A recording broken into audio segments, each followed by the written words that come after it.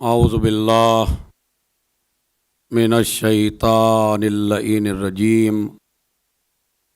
बिस्मिल्लाहिर्रहमानिर्रहीम। अल्हम्दुलिल्लाहि रब्बिल आलमीन। अस्सलातु वस्सलाम अला अशरफिल अंबियाए वल मुरसलीन सय्यदिना व मौलाना व मौलस सकलैन महबूब रब्बिल मशरक़ैन वल मग़रबैन जद्दिल हसन वल हुसैन अबिल क़ासिम मुहम्मद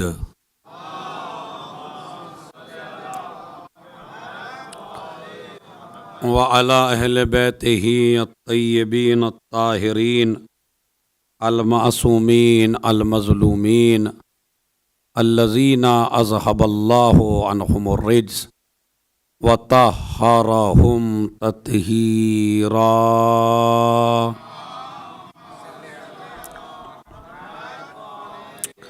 व लअनतुल्लाहि अला अअदाइहि मजमईन मिन यौमिना हाज़ा इला क़याम यौमिद्दीन। अम्मा बअद। क़ालत ज़ैनब सलामुल्लाहि अलैहा फ़वल्लाहि ला तमहु ज़िक्रना वला तुमीतु वहयना। सलवात भेजे मोहम्मद और आले मोहम्मद।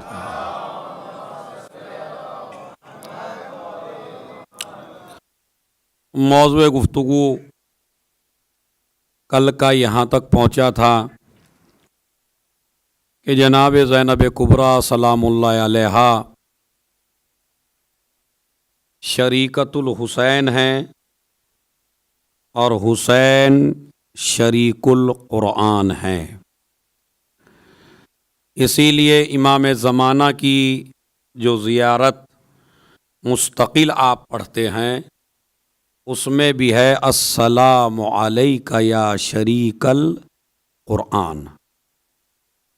तो ए क़ुरआन के शरीक तुझ पे हमारा सलाम हो। हर ज़माने में हर इमाम क़ुरआन का शरीक है। इसलिए कि नबी ने फरमाया कि मैं दो चीज़ें छोड़ के जा रहा हूँ, एक क़ुरआन है और एक मेरे अहले बैत हैं। लिहाजा जब तक क़ुरआन बाक़ी है तब तक अहले बैत बाक़ी हैं।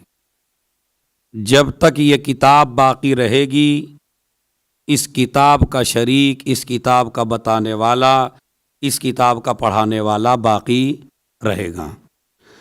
अब जब शरीकुल क़ुरआन है तो शरीक क़ुरआन का मतलब ये है कि जिस चीज़ का हुक्म क़ुरआन देता है उसी चीज़ का हुक्म इमाम देता है, और जिस चीज़ से क़ुरआन रोकता है उसी चीज़ से इमाम रोकता है।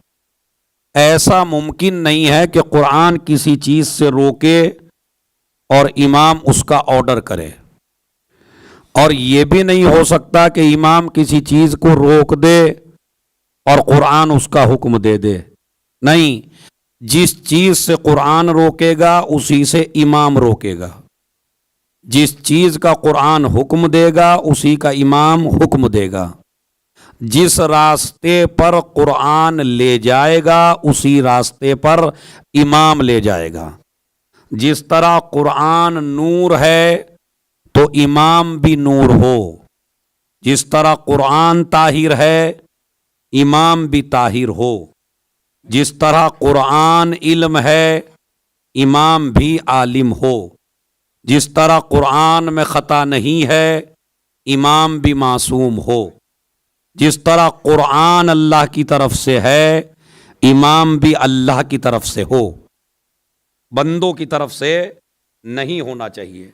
इसलिए कि सारे सिफ़ात जो क़ुरआन में हैं वही सारे सिफ़ात इमाम में हो तो बनेंगे शरीके क़ुरआन। अब मसला समझ गए आप? ये नहीं समझ गए? बड़ी बिल्कुल सामने की बात है भाई। अगर शरीक आप तभी तो हैं कि जो आप कहें वही दूसरा कहे तो शरीक हैं, लेकिन अगर आप कुछ कहें और दूसरा कुछ कहे तो फिर आप शरीक नहीं हैं। तो शरीक यानी हर फजीलत में शरीक, हर हुक्म में शरीक, हर नेकी में शरीक, तमाम फ़ज़ाइल में शरीक। अब इसी से आप आ जाइए फजीलत जनाब ज़ैनब कुबरा सलामुल्लाह अलैहा पर। क्या है? शरीकतुल हुसैन, ज़ैनब यानी हुसैन की शरीक। तो हुसैन की शरीक काहे में है? अगर रास्ता हुसैन का अलग हो और ज़ैनब का अलग हो तो शरीक नहीं है। अगर ज़ैनब फजाइल में कम हो तो शरीक नहीं है। अगर ज़ैनब ताकत में कम हो तो शरीक नहीं है। हुसैन की ताकत का अंदाजा लगाते चले जाओ, ज़ैनब की ताकत समझते चले जाओ। हुसैन के फजाइल पढ़ते चले जाओ, ज़ैनब के फजाइल समझते चले जाओ। इसीलिए अल्लाह ने ज़ैनब को पर्दे में रखा, हुसैन को सामने रखा। फजाइल हुसैन मजमे के सामने आएंगे, जो जो हुसैन में देखते चले जाना, ज़ैनब के अंदर समझते चले जाना। एक सलावात भेजे मोहम्मद और आले मोहम्मद पर।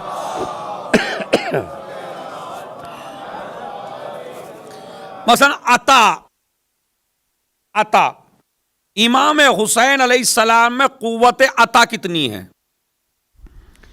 मुझे आप इंसाफ से बताइए, सोच के बताइए। आप जो भी चीज हुसैन से मांगेंगे, हुसैन देने की ताकत रखते हैं या नहीं रखते हैं? जोर से बोलिए भाई। मतलब किसी को शक है इसमें कि इमाम हुसैन से अगर कोई चीज मांगी जाए तो हुसैन नहीं दे सकते? ऐसा कहिए नहीं। जो भी मांगेंगे हुसैन दे सकते हैं। ज़ैनब है शरीकतुल हुसैन। अगर करबला की वजह से हुसैन इब्ने अली में यह ताकत है कि वो कायनात के हर शख्स को मांगने पे हर चीज दे सकते हैं, तो जो ज़ैनब बराबर की शरीक हो है?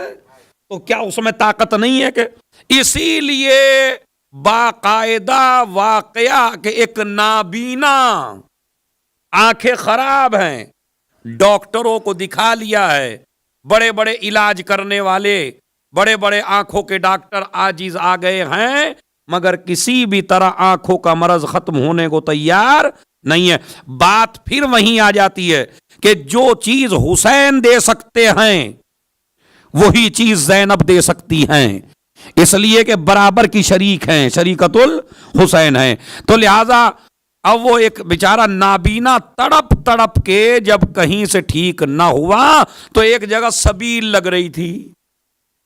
यही सबील जो आप लगाते हैं, सबील लग रही थी। जब सबील लगी हुई थी तो उसने सबील पे खड़े होके लोगों से कहा, मैं भी सबील में पानी पिलाना चाहता हूं। किसी ने कहा, आप तो नाबीना हैं, आप कैसे पिलका? नहीं, बस मुझे आप सहारा देते रहे, मैं पिलाऊंगा।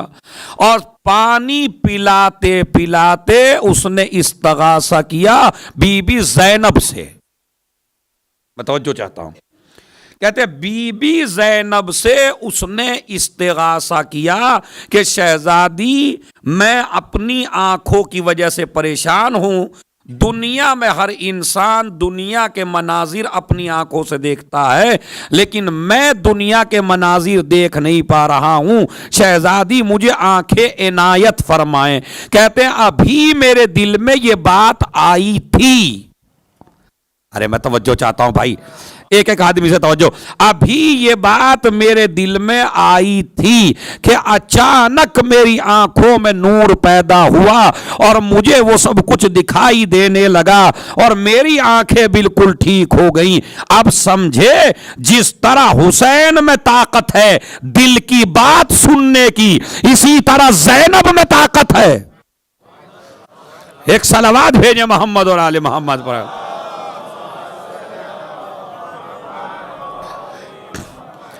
जिस तरह हुसैन में ताकत है कि आप कुछ भी बोलिए तो हुसैन सुन लेते हैं, इसी तरह ज़ैनब की ये ताकत है कि कुछ भी आप कहिए तो ज़ैनब उसको सुन लेती हैं।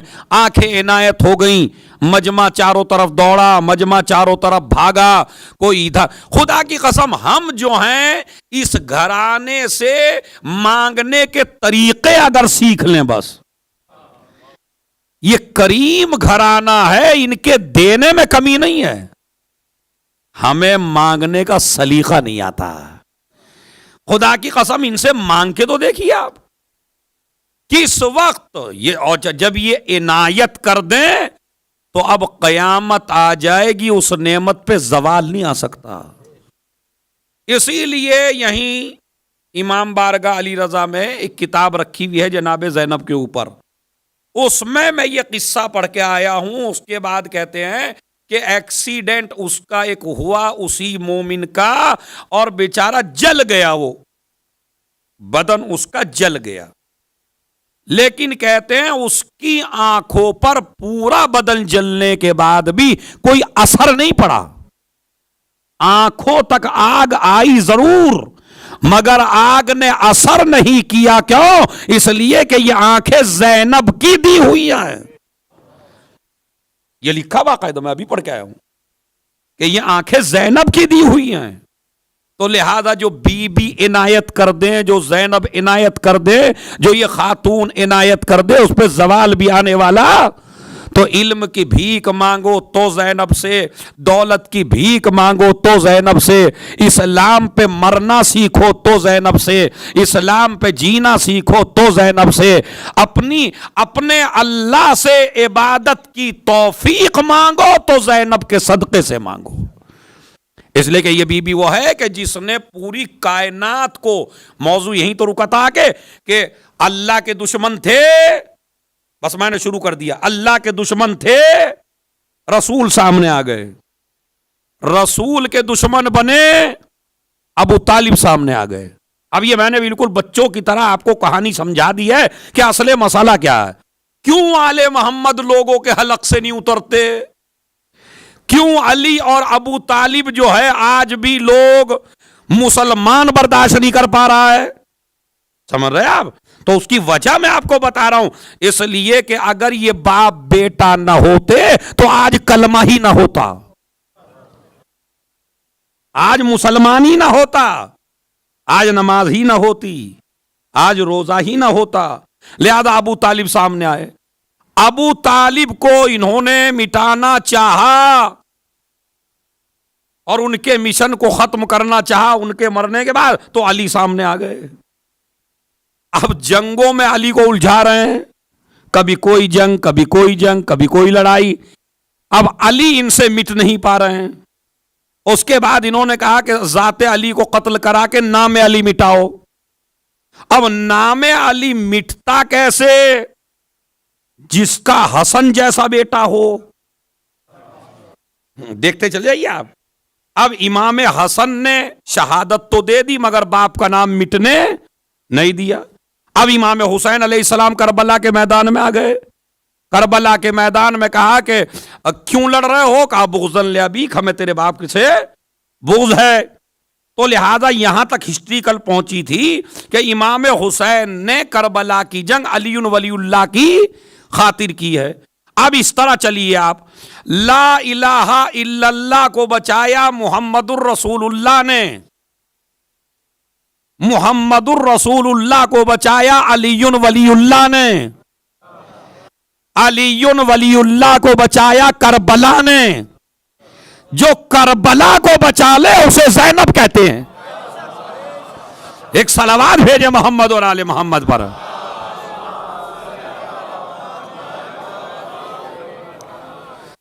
कलमों की हकीकत भी आपकी समझ में आ गई। तो लिहाजा अब बीबी ने इल्मी अंदाज में, जज्बाती अंदाज में नहीं, इल्मी अंदाज में मेरी शहजादी ने दीन कैसे बचाया सुनिए। इधर शामे गरीबा का अंधेरा छाया और उधर बीबी इमामत के पास मसला पूछने के लिए पहुंच गई।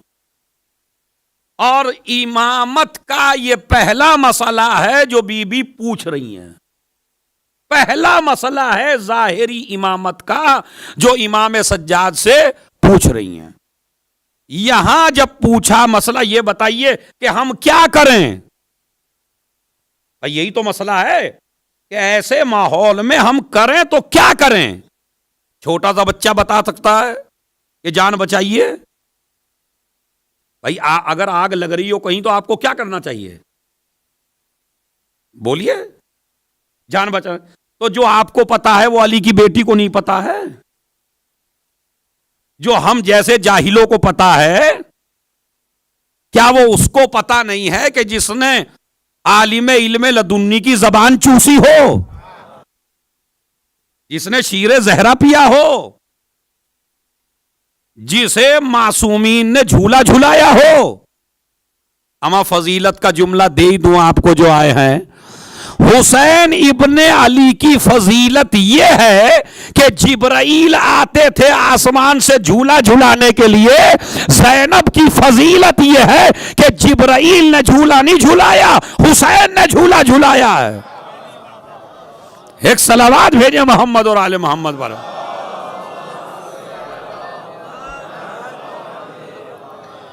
जो इस्मत की चार दीवारी में पली हो, अमा फजाइल की मेराज है बस। जिसे गैर मासूम ने हाथ भी ना लगाया हो, बाप मासूम, मां मासूमा, दोनों भाई मासूम, नाना मासूम, भेजा भी जब जब पंजेतन मुकम्मल हो गए। समझ रहे आप? तो लिहाजा वो खातून और वो बीबी, इतनी अजीम बीबी जो इस्मत की चार दीवारी में पली हो, तो जिसको तैयार किया गया हो करबला के लिए, जिसको इमाम ने बाकायदा सारे रुमूज बताए हो, बीबी जहरा ने जिसको आमादा किया हो, तो बताइए उसकी नॉलेज कितनी होगी, उसका इल्म कितना होगा, उसका शऊर कितना होगा, उसका जहन कितना कवी होगा। अब अगर ताकि आपका सुकूत तोड़ दूं मैं एक जुमले में, अमा जिनके घर की कनीज कुरान से बातें करे, तो जब कनीज का इतना इल्म है, सलावात भेज दे मोहम्मद और आले मोहम्मद।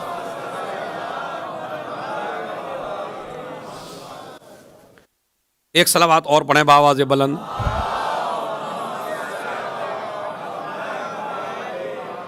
तो फिर मसला वहीं आ गया। तो आखिर शहजादी, जब आपको मालूम है ये मसला, आप पूछ क्यों रही हैं?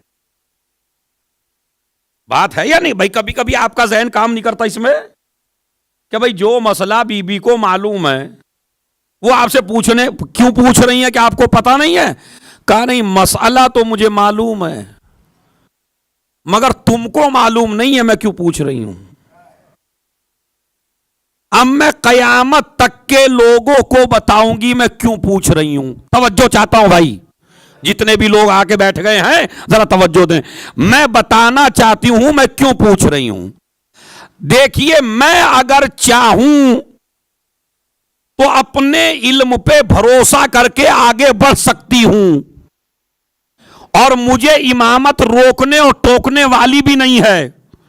मैं अगर चाहूं अपने इल्म पे भरोसा करके कर सकती हूं, लेकिन मैं चाहे जितनी बड़ी आलिमा सही, मैं चाहे जितनी बड़ी इल्मे लदुन्नी की मालिक सही, मैं चाहे आलिमा गैर मुअल्लिमा सही, मैं चाहे अली से इल्म लेने वाली सही, लेकिन मैं ना नबी हूं, ना इमाम हूं, ना रसूल हूं।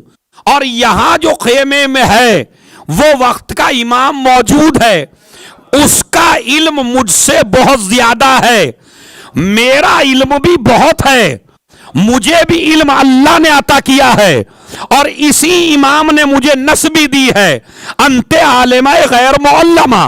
लेकिन बीबी फिर पूछ क्यों रही हैं? का पूछ इसलिए रही हूं कि अगर कायनात में कभी ऐसा हो जाए कि एक बड़ा आलिम हो और एक उससे थोड़ा छोटा आलिम हो, तो उसको बताना चाहती हूं कि खबरदार, जब अपने से बड़ा आलिम मौजूद हो तो कभी अपनी राय पे अमल ना करना। एक सलावात पढ़े मोहम्मद और आले मोहम्मद पर।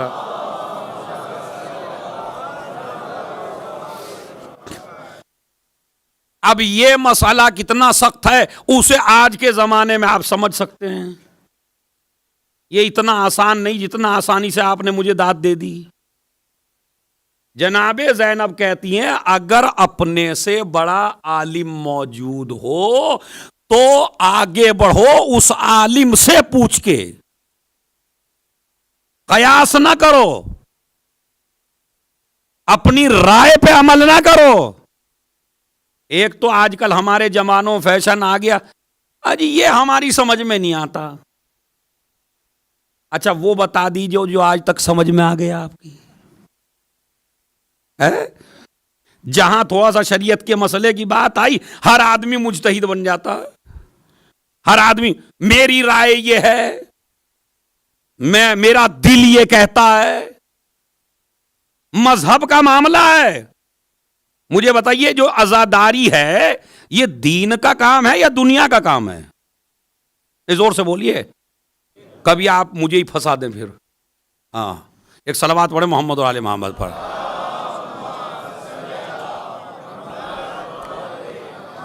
मेरे उस्ताद मोहतरम मौलाना नईम अब्बास साहब का बेहतरीन जुमला है ये। वो ये कहते हैं कि आज़ादारी जो है वो दीन का काम है या दुनिया का?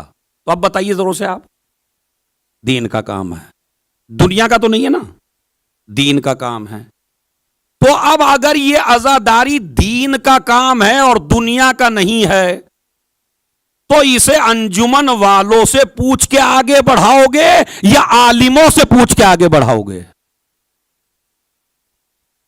अब पता चला अंजुमन में तो पूरी में कोई आलिम ही नहीं है। सदर सेक्रेटरी जितने भी हैं सारे के सारे आम आदमी हैं। अब वो पूरी, याद रखिए, जहां आज़ादारी के फैसले वो अंजुमन करे जो जाहिल हो, तो आज़ादारी रस्म तो कहलाएगी, इबादत नहीं कहलाएगी। जब आज़ादारी इबादत है तो अपने मुजतहिद से पूछिए कि आज़ादारी हमें करनी कैसे है। इसलिए कि आज़ादारी जाहिल का काम नहीं है, आज़ादारी दीन का काम है। तो उनसे पूछो जो दीन जानते हो। अरे मैं तवज्जो चाहता हूं भाई हैं। अब इस मसले को हमने ले लिया अंजुमनों के हाथ में। नहीं, ये अंजुमन का, अब तो अंजुमन ही फैसला करती है कि कौन सा मौलवी ठीक है कौन सा ठीक नहीं है। चलो ये तो इनका हक है बेचारों का कि ये कौन सा ठीक है कौन सा ठीक नहीं है, मगर पढ़ने पे आपको ये पढ़ना है ये नहीं पढ़ना है। तो अगर इतनी तमीज आप ही में है तो आप ही पढ़ लीजिए। अजीजों याद रखिए, जब आलिम दीन अंजुमनों से पूछ के मिंबर पे पढ़ने लगे तो समझ लीजिए ये दीन का काम नहीं हो रहा है, ये अंजुमन को खुश करने के लिए हो रहा है। अगर दीन का काम होता तो पहले मरज देखो मजमे में क्या है। एक सलावात भेजे मोहम्मद और आले मोहम्मद पर।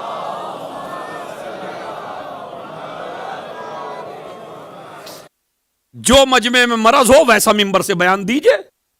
देखिए ये जो मजलिसे अज़ा जनाबे ज़ैनब ने रखी, ये इस मसलन एक आदमी, आज की ये मजलिस बड़ी कीमती है, अगर आप इसे दिल पे लिख के ले जाएं अपने घरों पे, मेरी माँ बहनें भी और आप भी। मसलन आप वहां करबला के मैदान में हुर से गलती हुई या नहीं हुई? गलती हुई। अब उसकी बेचारे की हुर की ये बड़ी शहादत थी और शराफत थी और ये उसका नसीब था कि हुसैन जैसा इमाम सामने था।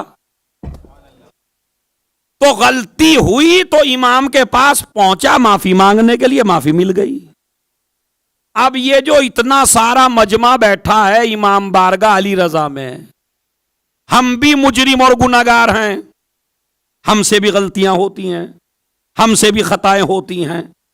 तो हुर के पास तो माफी का मौका था चूंकि इमाम सामने थे। अब ये जो इतना बड़ा मजमा बेचारा शियों का, हिंदुस्तान पाकिस्तान पूरी दुनिया, ये जहां जहां भी हमारा मजमा है, ये बेचारा गुनाहगार तो है। अब गुनाहगार है तो जाए कहां माफी मांगने के लिए?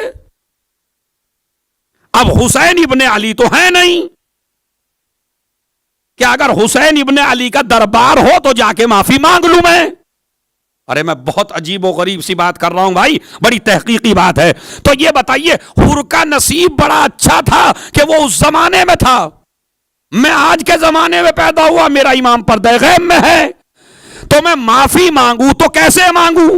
इसलिए जरूरत थी किसी ऐसे दरबार की, अरे मैं तवज्जो चाहता हूं भाई, जरूरत थी किसी ऐसी जगह की कि जहां गुनाहगार आए और हुर बन के जाएं। खुदा की कसम मैंने बड़ी रिसर्च की बात कही है, क्या जरूरत थी कि करबला के बाद कयामत तक कोई दरबार ऐसा खुलना चाहिए कि जब भी कोई गुनाहगार हो और वो माफी मांगना चाहे तो वो उस दरबार में आ जाए और हुर बन के चला जाए। उस दरबार की बुनियाद ज़ैनब ने न कूफे में रखी न मदीने में रखी, यजीद के महल को ढा के यजीद के दरबार में मजलिस की बुनियाद रखना इस बात की दलील है कि मुजरिम आते रहेंगे, हुर बन के जाते रहेंगे।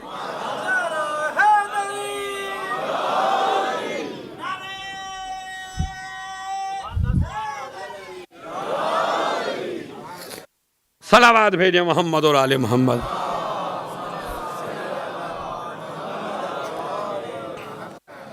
मसला कुछ समझ में आया? क्यों है मजलिस और क्यों जनाबे ज़ैनब ने इस दरबार की बुनियाद रखी? अब यह दरबार इसलिए है कि इन लोगों को इनकी गलतियां बताओ, ताकि वो मजलिस में अपनी गलतियों को सुने और अगले दिन जब आए चेंज होके आए, ना कि मौलवी ही को चेंज कर दें। सलावत भेजे मोहम्मद और आले मोहम्मद।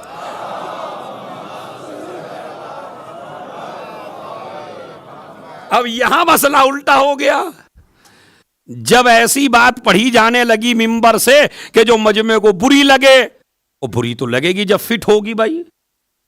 और अब तो कह देते हैं मौलवी साहब आपने तो ऐसी पढ़ दी सारी हम ही पे फिट हो रही थी वो। तो मजलिस अज़ा इसीलिए तो है कि फिट हो, ताकि जब अगले दिन आओ तो अगले दिन ना फिट हो। अरे मैं तवज्जो चाहता हूं, समझ रहे भाई? इसीलिए तो है ताकि अपनी गलती को समझो, अगले दिन जब आओ तो गलती को छोड़ दो, हुर बन के चले जाओ। तो मजलिस नहीं है, दरबार हुसैनी है। अरे तवज्जो चाहता हूं मैं, ये दरबार हुसैनी है आपको हुर बनाने के लिए। तो जनाबे ज़ैनब ने एक मसला बताया, खबरदार कभी भी इल्म के मसले में अगर कोई चीज आपको नहीं आती, इसीलिए मेरा मौला नहजुल बलागा कमाल है, खुदा की कसम। जिस मौला का जश्न हमने ठाठ से मनाया, वो पता मेरा मौला क्या कहता, अमीरुल मोमिनीन कहते हैं जिस आदमी ने यह कहना छोड़ दिया कि मैं नहीं जानता, वो हलाक हो गया। नहीं, जवानों की समझ में नहीं आया जुमला, जरा गौर से सुनिए जुमला क्या है। क्या फरमाते हैं, मंतरा का कौल लादरी उसीबत मकातिलो। जिस आदमी ने यह कहना छोड़ दिया कि मैं नहीं जानता, समझ लो हलाक हो गया। जब भी कोई मसला पूछा जाए मैं तो जानता हूं, जब भी कोई मसला पूछे जानता हूं, चाहे नहीं जानता। अब चूंकि ये होता क्यों है, इसलिए कि मेरे सर पे इतना बड़ा अमामा है और शैतान मेरे पीछे लगा हुआ है, और आपने मुझसे एक मसला पूछा और वो मसाला मुझे पता नहीं था। अब मैंने चाहा कि आपसे कहूं मुझे यह मसाला नहीं आता, शैतान ने मेरे कान में फूंक मारी, लोग कहेंगे इतना बड़ा अमामा लगा हुआ है और यह मसला नहीं पता। अब मैं क्या करूं, अपनी इज्जत बचाने के लिए गलत बता दूं। आपने समझा इतने बड़े आलिम, इतना बड़ा अमामा, मसला भी इन्होंने सही बताया होगा, आपने अमल शुरू कर दिया। जितना करते गए गलत करते गए, जितना करते गए गलत करते गए। अली क्या कहते हैं, सुनो, जिसने गलत किया वो जन्नत में जाएगा, जिसके कहे पे किया वो जहन्नम में जाएगा। समझ गए? आलिम की जिम्मेदारी समझ गए आप? अगर मैं आपसे एक मसला गलत बता दूं और आप उस मसले पे अमल करते रहें और गलत ही अमल करते रहें, तो आपने तो मेरे ऊपर एतबार करके अमल किया, आप तो जन्नती हैं और मैं हूं जहन्नमी। इसलिए कि मुझे बहका लिया शैतान ने, मैंने मसला गलत बयान कर दिया। जनाबे ज़ैनब शाम गरीबा में इसी जहालत को दूर करना चाहती हैं। खबरदार, चाहे जितना इल्म हो, अगर अपने से बड़ा आलिम मौजूद हो तो पहले उससे पूछो। है नहीं इल्म शाम गरीबा में। और ये भी मैं जुमला आराम से कहता हूं, आप उसे चौथे आसमान पे ले जाना। सलूनी का दावा सिर्फ अली को ज़ेब देता है। हाँ,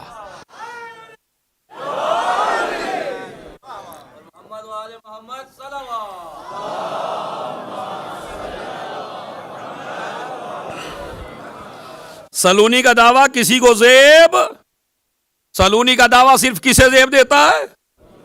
अली को देवता। सिर्फ अली ही हैं कि इधर सवाल पूछा और इधर जवाब हाजिर, इधर पूछा इधर हाजिर। और जब किसी साहबी ने कहा मौला बड़े से बड़े आलिम के पास हम गए, थोड़ा सोचता है फिर बोलता है, मगर इधर आपसे सवाल करते हैं और इधर आप फौरन जवाब दे देते हैं, आखिर ऐसा क्यों? इमाम ने फरमाया बता तेरे हाथ में कितनी उंगलियां हैं? उसने कहा मेरे हाथ में 5 उंगलियां हैं। इमाम ने कहा तूने सोचा नहीं? कहा जो सामने की चीज हो उसमें सोचा नहीं जाता। अली ने कहा जिस तरह तेरे सामने तेरा हाथ है, इस तरह अली के सामने ये कायनात है।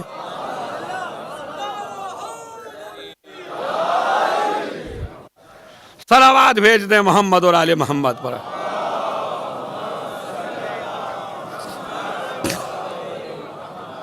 आज की मजलिस का सबसे सख्त पॉइंट और सबसे सख्त पैगाम आप जवानों को यह है, अगर किसी चीज की नॉलेज ना हो तो उसमें अपनी राय देने की जरूरत, बस ये आज का पैगाम है आपके लिए। अगर जहन्नम की आग से बचना चाहते हैं तो बिला वजह शैतान के बहकावे में ना आए। मेरा दिल कहता है ये कर लीजिए, देख रहे इसका दिल कहां कहां क्या क्या क्या कहता है। अपनी हैसियत भी देखिए। अच्छा इस बेचारे की घर में नहीं चलती कुछ भी, घर में तो ये औरतों का गुलाम है, मजहब में आके बादशाह बनना चाहता है। मेरी राय ये है, मेरी फिक्र ये है, मेरा जहन ये कहता है।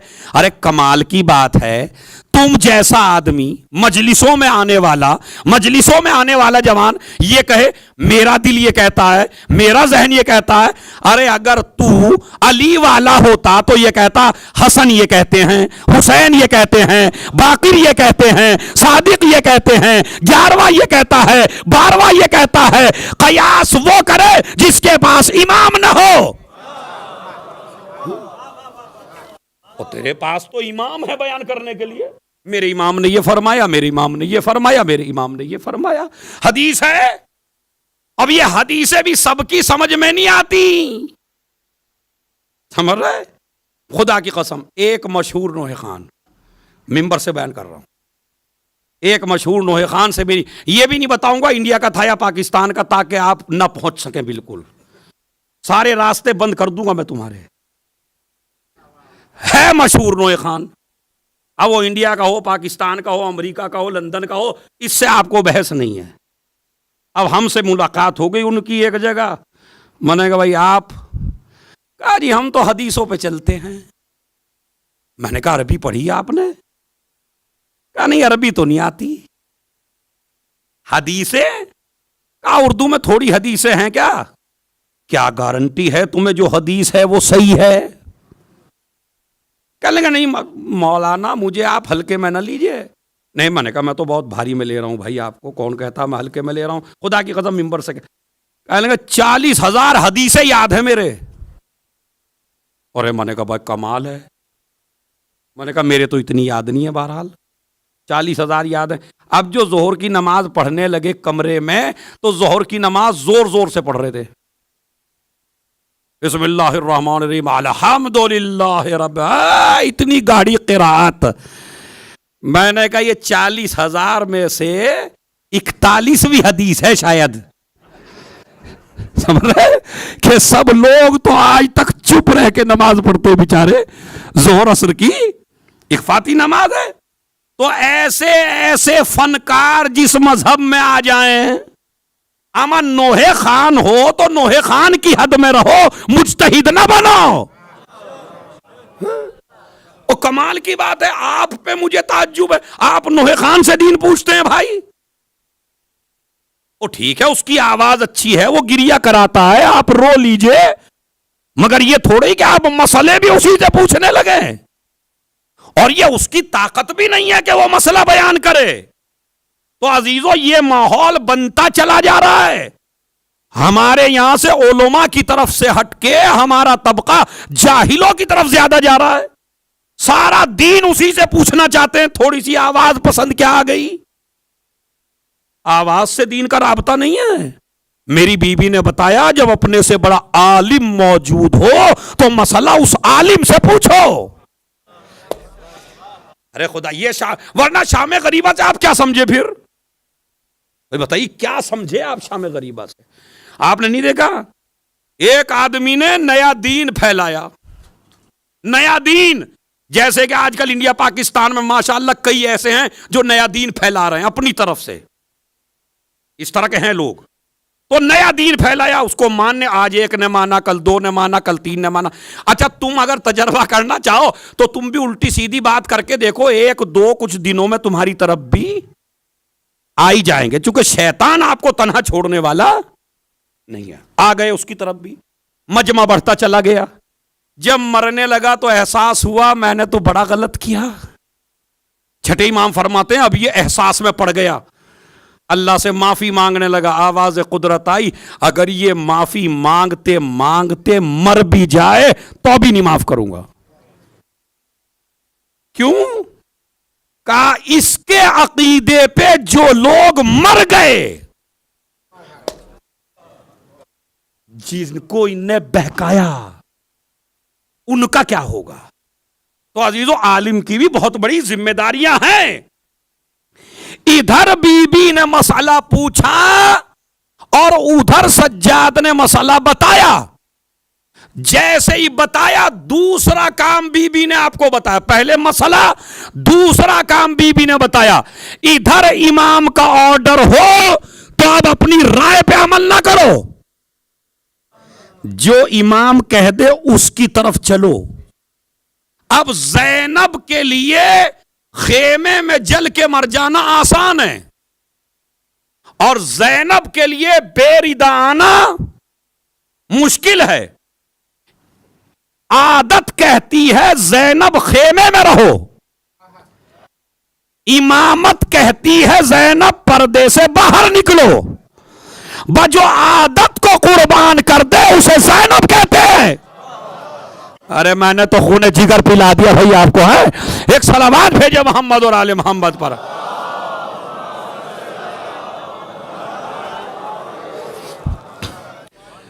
नहीं, अब मुझे मौला अली का गुर्ज मारना ही पड़ेगा आपके ऊपर। आदत अलग होती है, इताअत अलग होती है। आदत का मसला समझाऊं मैं। मेरे मौला को आदत थी पूरी रात जागने की। आदत है या नहीं है? पूरी रात जागता था मेरा मौला अली और इबादत खुदा किया करता था। अब एक ऐसा आदमी जो पूरी रात ना सोता हो, उसे आप अगर ये कहें बिस्तर पे लेट जाओ तो आसान है, और अगर उसे कहें बिस्तर पे सो जाओ तो मुश्किल है। इसलिए कि आपके इख्तियार में लेटना है, सोना आपके इख्तियार में नहीं है। रसूल क्या कह रहे हैं?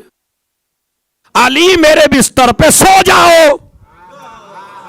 अरे मैं तवज्जो चाहता हूं एक एक आदमी से भाई जो बैठे हैं। ये नहीं कहा अली मेरे बिस्तर पे लेट जाओ। मैं पूरी जिम्मेदारी से कह रहा हूं, तारीख का मैं भी छोटा सा तालिबे इल्म हूं और रिसर्च मेरी भी माशाल्लाह तारीख के ऊपर है अपनी हद के एतबार से, मगर कहीं मुझे आप दिखा दीजिए सुन्नी शिया किताबों में कि कहा हो मेरे बिस्तर पे लेट जाओ। नुम अला फिराशी, मेरे बिस्तर पे सो जाओ। या रसूल अल्लाह, लेटना इख्तियार में है, सोना इख्तियार में नहीं है। और सोने में तीन मुश्किलें हैं। बिस्तर बदल जाए तो नींद नहीं आती, जगह बदल जाए तो नींद नहीं आती, आदत बदल जाए तो नींद नहीं आती, जान का खतरा हो तो नींद नहीं आती। का इसीलिए तो कह रहा हूं सो जाओ, ताकि तुम्हें बता दूं दुनिया अलग है, अली अलग है।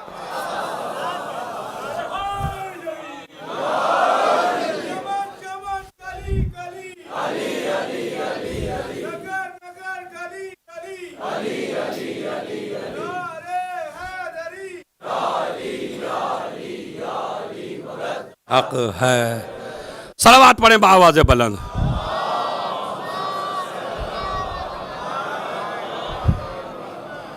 मसला समझ रहे हैं आप या नहीं समझ रहे हैं? सो जाओ, आदत बदल जाए तो नींद नहीं आती, खतरा बढ़ जाए तो नींद नहीं आती, बिस्तर बदल जाए तो नींद नहीं आती। इधर लेटने वाला क्या कहता है? जैसा आज सोया,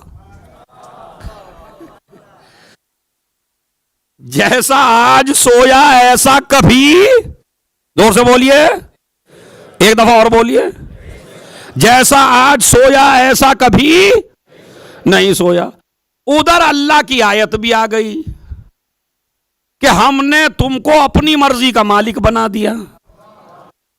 अमीनन्ना से मैयशरी नफ्सा उब्तिगा मर्दातिल्लाह। कुछ लोग वो हैं जो अपना नफ्स बेच देते हैं। शबे हिजरत की आयत है, हमने तुम्हें अपनी मर्जी का मालिक बना दिया। अरे कमाल की बात है, बद्र लड़े, खैबर लड़े, खंदक लड़े, ओहद लड़े, इतनी जंगें लड़ी, ऐसे ऐसे मार के तय करेंगे अलीबाद में, उस वक्त दे देता अपनी मर्जी। अरे मैं तवज्जो चाहता हूं भाई, खुदा की कसम इसी मिंबर की देन है। ये जुमला मैंने आज तक दुनिया में कहीं नहीं पढ़ा, इसी मिंबर से आया है। आप ही के लिए हदिया है, इमाम ज़माना चाहते हैं क्या? मर्जी का मालिक खैबर में बना देता, खंदक में बना देता, ओहद में बना देता, बद्र में बना देता। कहा नहीं, जैसे ही सोया मैंने मर्जी का मालिक बनाया, अब जिस जंग में भी लड़ेगा मेरी मर्जी से लड़ेगा। अरे मैं तवज्जो चाहता हूं भैया, क्योंकि सनद तो दे दी है ना मैंने, अब जहां भी जाएगा मेरी मर्जी से। अच्छा कभी आप जरा सोचिए, और मैं भी सोचता हूं आपके साथ मिंबर पे यहीं बैठ के, यार सोना इतना, चलो ठीक है बहुत बड़ा मसला है, मगर इतना बड़ा भी नहीं कि अल्लाह मर्जी का मालिक बना दे। है ठीक है, जान का खतरा है बहुत बड़ी बात है, वो इतनी आसान नहीं जितनी हम पढ़ देते आप दाद दे देते हैं। बहुत बड़ा मसला है, मगर अल्लाह ने अपनी मर्जी का मालिक बना दिया। अब मैं वजह बताऊं, आज खुदा की कसम सलावात पढ़िए, वजह ऐसी बताऊंगा घर तक जाएंगे तो तज़किरा करते ही चले जाएंगे कि आज कुछ सुना है। सलावात पढ़े मोहम्मद वाले मोहम्मद पर। सुनिए भाई, और मुझे भी दुआओं में याद रखिएगा भाई, इतने से मामले में रेजा का मालिक क्यों बना दिया अल्लाह ने? वजह है यह है, आयतल कुर्सी कुरान मजीद, ला ताखुज़ुहु सिनतुम वला नौम, खुदा की अलामत यह है कुरान में कि जिसे न नींद आती हो। अरे मैं क्या करूं इससे ज्यादा, कुरान मजीद में है भाई, ला ताखुज़ुहु सिनतुम वला नौम, जिसे न नींद आती है न ऊंघ आती है, वो है खुदा। अब इससे ज्यादा मैं क्या कहूं आपको भाई, कुरान कहता है जिसे नींद नहीं आती वो है खुदा। अगर अली शबे हिजरत ना सोते तो दुनिया कहती खुदा थे इसीलिए तो नहीं सोए। इसीलिए मेरे मौला ने कहा जैसा आज सोया, सोया नहीं है तौहीद बचा के सोया है। सलावत भेज दे मोहम्मद और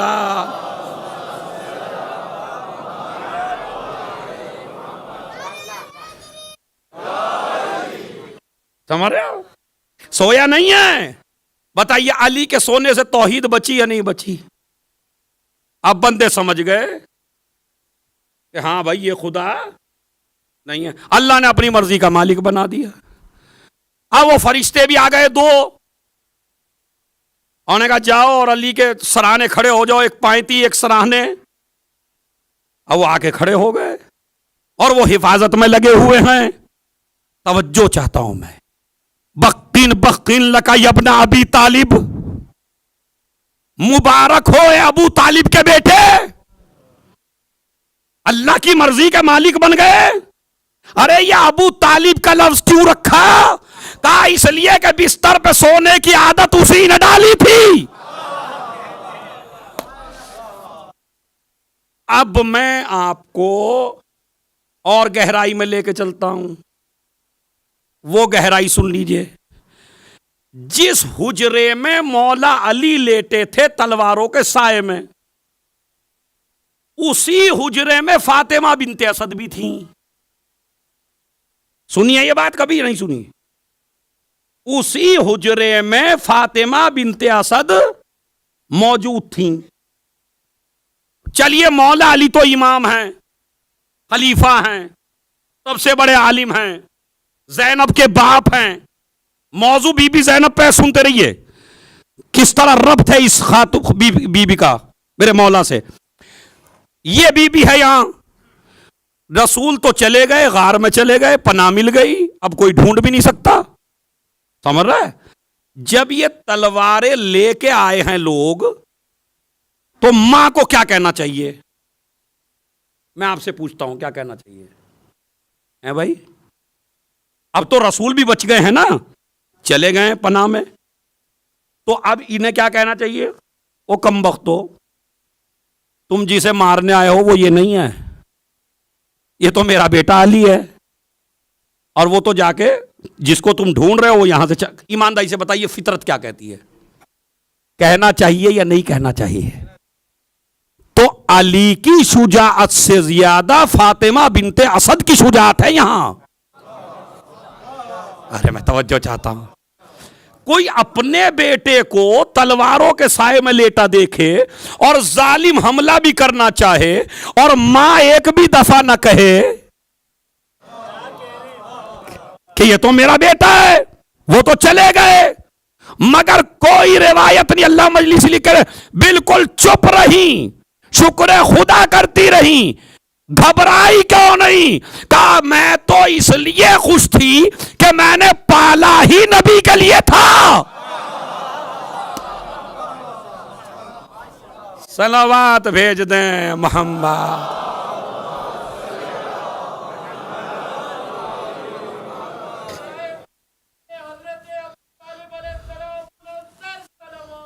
अल्लाहुम्मा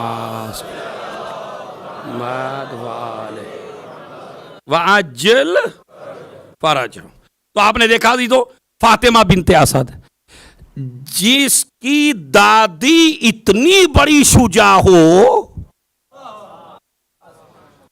और जिसका बाप तलवारों के साए में सो चुका हो, अब उस शुजा अली की जीनत को ज़ैनब कहते हैं।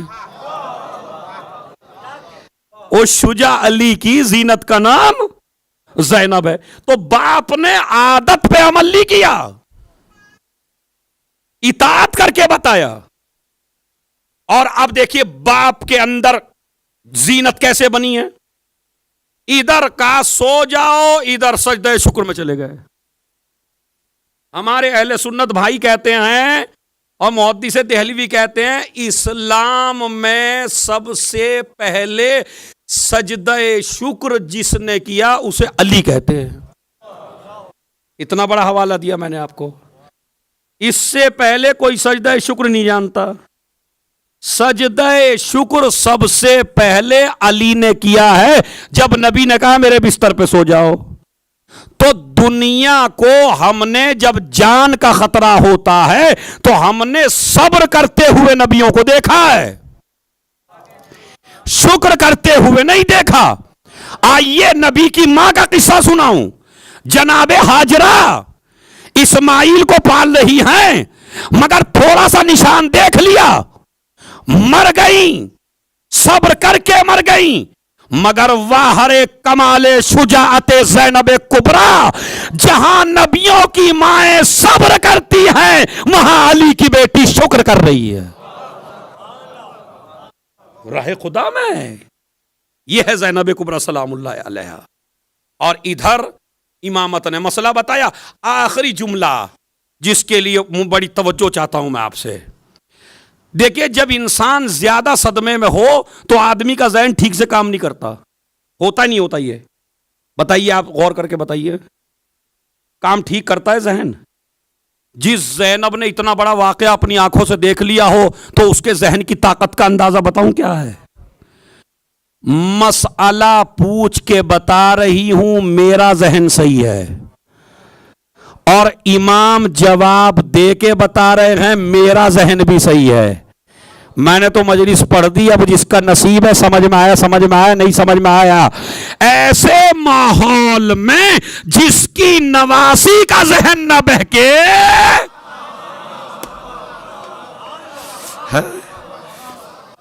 हमारा शामे गरीबा जैसे माहौल में जिसकी नवासी, उसके नाना का जहन थोड़े से बुखार में बहक सकता है, हमारा जिसकी ज़ैनब ना बहके। और फिर ऐसे नहीं, उसके बाद इमाम ज़ैनुल आबिदीन अलैहिस्सलाम फरमाते हैं,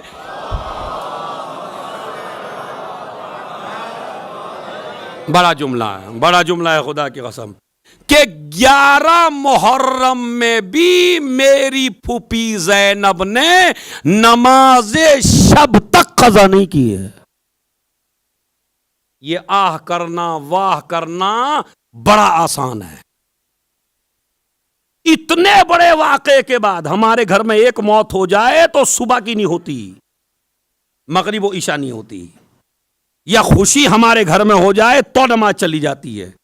इमाम मगरिब की नमाज के बारे में नहीं कह रहे, ईशा की नमाज के बारे में नहीं कह रहे, कहते हैं मेरी फूफी की नमाज़े शब्बी 11 मुहर्रम को जख्मी ज़ैनब, जख्मी ज़ैनब, मगर नमाज शब क़ज़ा नहीं है। जनाब अबू तालिब बनी हुई है ज़ैनब शाम गरीबा में। क्या बनी है? अबू तालिब। जिस तरह अबू तालिब पहरा दिया करते थे, इसी तरह मासूमों का, इमामों का पहरा ज़ैनब दे रही है। और इधर पहरा दे रही है, इधर नमाज भी पढ़ रही है, और सजदे शुक्र में सर रख दिया है, परवरदिगार जो भी कुछ हुआ है हम तेरी मसलहत से राजी हैं। यह है कलेजा ज़ैनब का, इसलिए लाए थे ज़ैनब को, खुदा की कसम इसलिए लाए थे। इसीलिए रिवायत में मौजूद है, जब रात आई है ना मुहर्रम की, 9 मुहर्रम, और हुसैन ने कहा कि बहन मैं भी कल कत्ल किया जाऊंगा, तो इतना रोई, रो के बेहोश हो गई। एक मर्तबा इमाम ने सीने पे हाथ रखा, ज़ैनब उठी, कहा ज़ैनब सब्र से काम लेना, अब ये मेरे बाद सारी जिम्मेदारी आपकी है। जो ज़ैनब कुबरा भाई की खबर सुन के बेहोश हो जाए, वो हुसैन की शहादत के बाद अपने को इतना मजबूत किया, इतना मजबूत किया, नेज़े खाए बेहोश नहीं हुई, ताज़िया ने खाए बेहोश नहीं हुई, सकीना के तमाचे लगते देखे बेहोश नहीं हुई है। और अब कोई रिवायत नहीं बताती कि ज़ैनब बेहोश हुई हो। अब तो सारी चीजों की कमांड ज़ैनब के हाथ में है, और इमाम बस परेशान है। परेशान किस तरह मैं बताऊं? अगर किसी का कोई एक्सीडेंट हो जाए, किसी के बेटे का, तो उसके मां बाप को उस रास्ते से नहीं लाते जहां बेटे का एक्सीडेंट हुआ है, इसलिए कि मां बर्दाश्त नहीं कर सकती, हाय ये वो जगह है जहां मेरा बेटा मरा था। करबला में यजीदियों ने इतना जुल्म किया कि 11 मुहर्रम को बीबियों को वहीं से लेके आए कि जहां पे अकबर का लाशा पड़ा। शर्माइएगा नहीं रोते हुए, बहुत बड़ा मजमा है माशाअल्लाह मजलिस का, शर्माइएगा नहीं, तुम्हारा नसीब है जो तुम्हारी आंखों से आंसू जारी है। ये मौका हर किसी को नहीं मिलता, खुदा की कसम, बड़ी शराफत है, बड़ी सआदत है। और ले जा रहे हैं और उम्मे फरवा कासिम को देख रही है, लैला अकबर को देख रही है, रबाब असगर को देख रही है, समझ रहे, कोई अपने वारिस का लाशा देख रही है, और जैनब और सज्जाद की नजर अपने भाई के लाशे पे, वो बाप का लाशा देख रहे हैं। अब मैं, अल्लाह मुझे भी ताकत दे थोड़ा पढ़ने की, चूंकि मैं बड़ा दिल संभाल के पढ़ रहा हूं, ये बड़ा सख्त जुमला है मसाइब का। जैनब सज्जाद की नजरें हैं बाप के लाशे पर, और जैनब की नजरें हैं सज्जाद पर। मैंने मसाइब का जुमला पढ़ दिया, काश आप समझ जाएं, बड़ा सख्त जुमला है, अगर आप इसे समझ लें तो अल्लाह ताकत दे आपको समझने की, अल्लाह आबाद रखे आपको, अल्लाह आपके आंसुओं को कबूल फरमाए। कहते हैं कि जैनब, अभी मेरी तरफ देखिए, थोड़ा मेरी तरफ देखिए, चूंकि बड़ा सख्त जुमला मैं पढ़ने लगा हूं। और रिवायत का लफ्ज है कि जैनब सवार है ऊंट के ऊपर और सज्जाद सवार है घोड़े के ऊपर। तो जैनब के हाथ ऐसे बंधे हुए नहीं है, मेरी तरफ देख लीजिए पहले, जैनब के हाथ ऐसे नहीं बंधे हैं, जैनब के हाथ ऐसे बंधे हैं।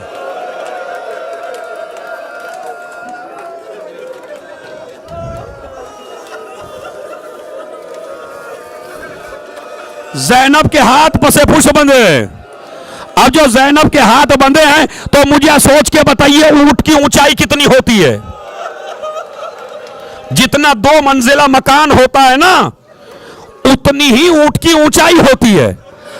अब जैनब ने जो सज्जाद के चेहरे को देखा, तो जैनब को ऐसा लगा कहीं मेरे लाल का दम ना निकल जाए। अब जैनब ने कुछ नहीं कहा, अपने को ऊंट से गिरा दिया। अरे काश आप जुमला समझ लेते। अरे जिस बीबी के हाथ बंधे हो, जब वो ऊंट से जमीन पर आई, सज्जाद तड़प गए। ए फूफी अम्मा,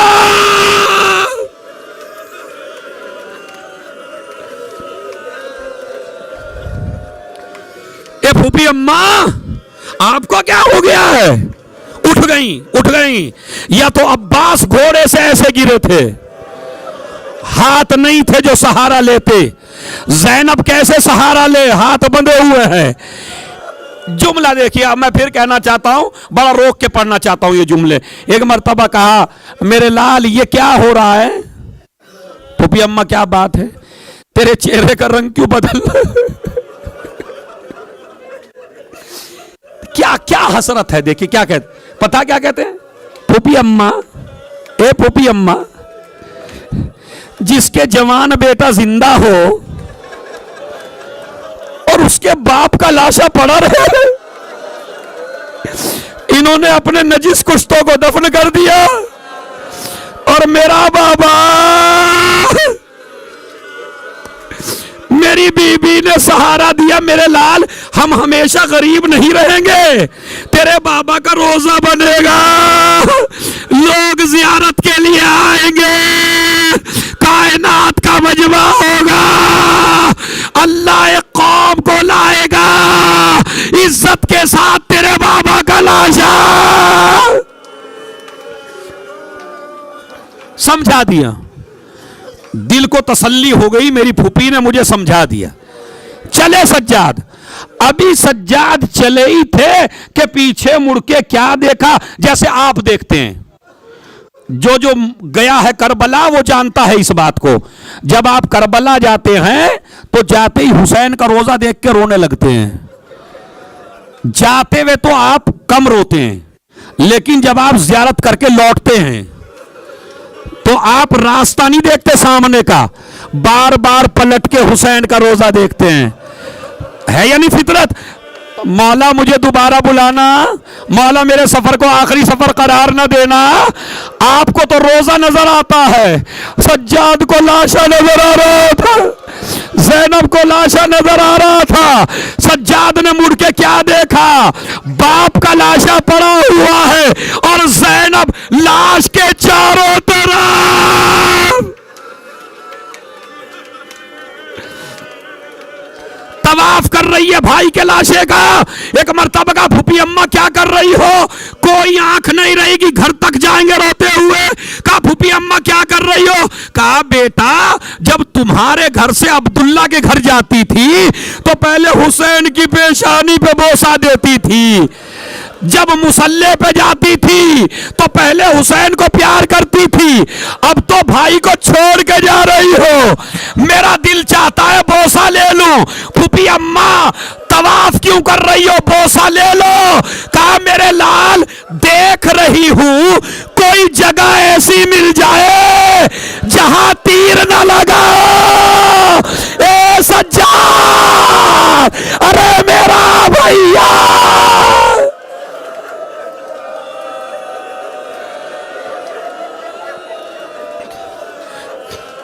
उसके बाद चली, आखिरी जुमले चली, चलते चलते भाई का लाशा देखती रही। किसी ने कहा बीबी क्या बात है, क्या बात है, भाई का लाशा बार बार क्यों देख रही हैं? कहा मुझे बचपन का एक वाकया याद आ रहा है। मैं छोटी सी थी, सहने खाना में लेटी हुई थी, सूरज की धूप मेरे बदन पे पड़ रही थी, मेरा भाई हुसैन आया, अबा का दामन फैलाया, मैंने आंखों को खोला, भैया तूने साया क्यों किया? ज़ैनब मैं बर्दाश्त नहीं कर सकता तेरे जिस्म पर सूरज की नजर पड़े। मैंने दिल में तमन्ना की परवरदिगार कोई वक्त ऐसा भी हो जब मेरा भाई धूप में लेटा हो, मैं भी अपने भाई पर अपनी चादर का साया करूं। मक्के में इंतजार किया, मौका न मिला, मदीने में इंतजार किया, मौका न मिला, मगर सज्जाद आज तो देख मेरा भाई धूप में लेटा हुआ है। मुझे वाकया याद आ रहा है, मगर ज़ैनब कितनी गरीब है। ए भैया अगर चादर होती मैं कफन पहना देती। ए भैया ज़ैनब इतनी गरीब है।